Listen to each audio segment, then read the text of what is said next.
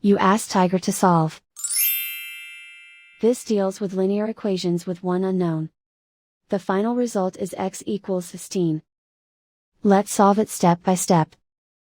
Group all constants on the right side of the equation. Subtract 7 from both sides. Simplify the arithmetic.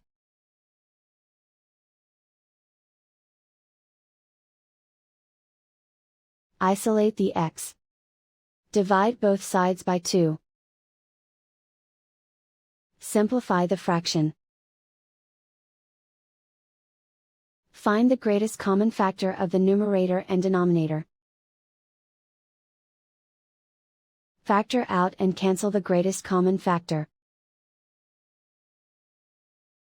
And so the final result is x equals 16.